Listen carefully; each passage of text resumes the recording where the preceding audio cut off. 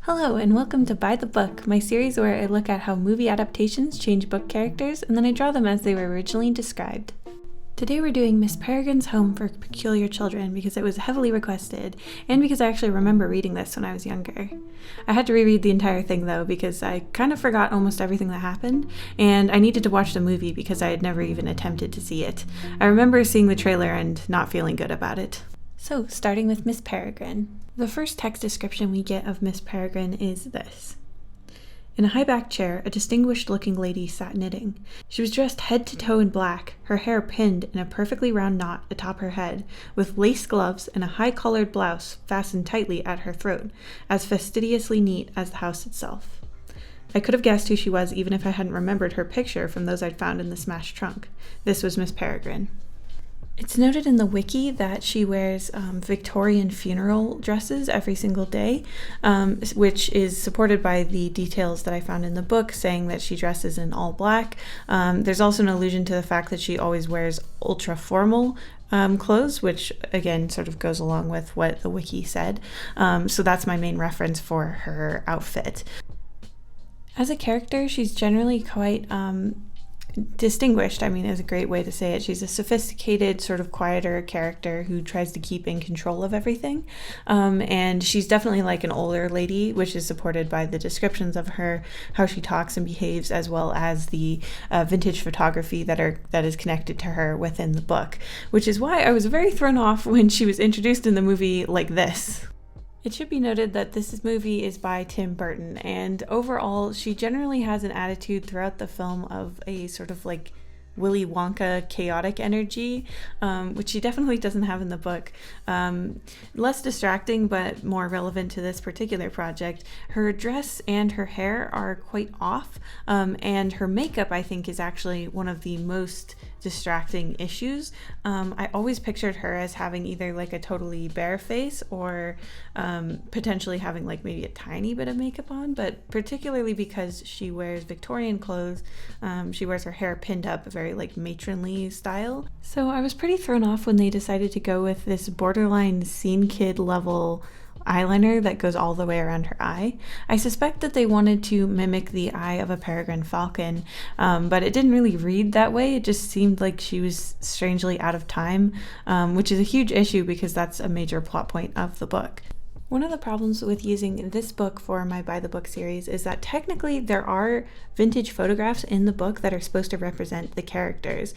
So for example, this was with the description of Miss Peregrine and was supposed to be a photo of her. However, the characters don't always have the same people in photographs of them.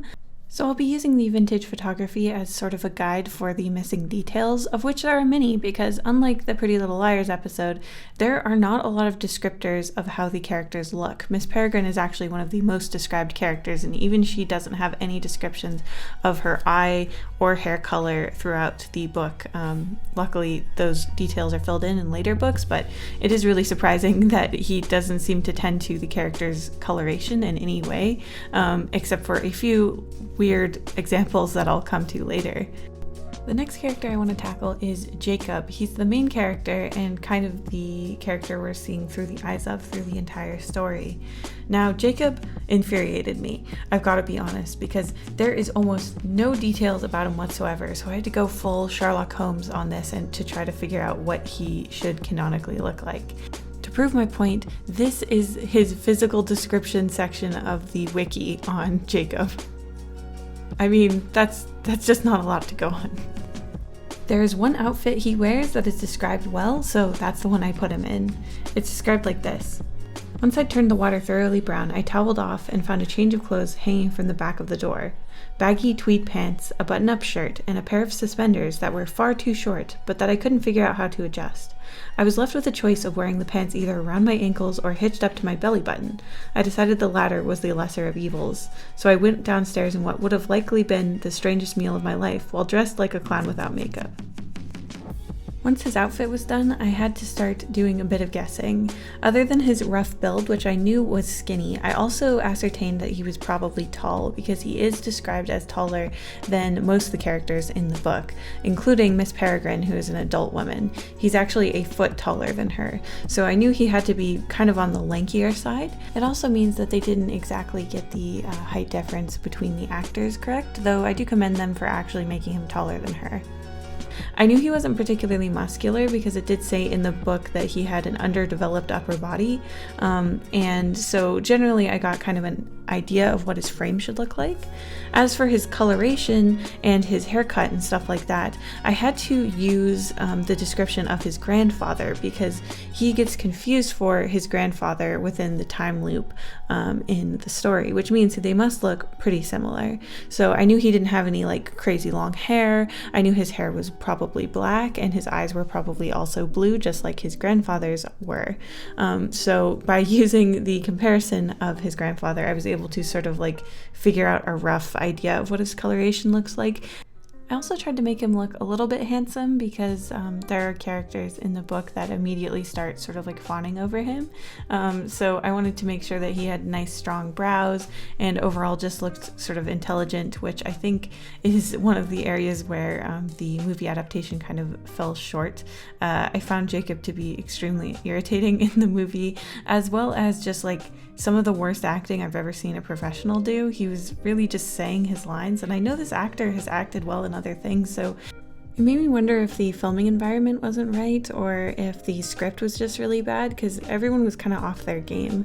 I do think his personality was really the worst and most egregious change. He looked pretty book accurate as much as you can for a character who's almost never described. But in the movie, he's just a lot less like funny and self-reliant. He's very much just a kind of reacting guy, which is kind of unfortunate. Now this is the big one. This is the reason that I think this particular book got requested a bunch of times. Emma is the love interest in this story to Jacob. And in the book, she's this like super fiery, kind of scary, really assertive girl. Her peculiarity is that she can control fire, and she uses it many times throughout the book to move the plot forward or to be useful. She's generally like pretty cantankerous. Again, she doesn't really have a ton of descriptions. The only color description that we get for her is that Jacob repeatedly refers to her skin as white. He says she has a perfect white cheek as well as a white arm in a totally different part of the book, so we know that she's hella pale, but other than that, we don't have a ton of information. Luckily, the wiki was there to save the day for me. It said that she had sandy, wavy hair and green eyes. So kind of not a ton to go on, but it was enough. One thing that was described fairly often in the book was that she had a white dress, and I was able to ascertain a lot about the dress by just sort of combing over the text of the book over and over.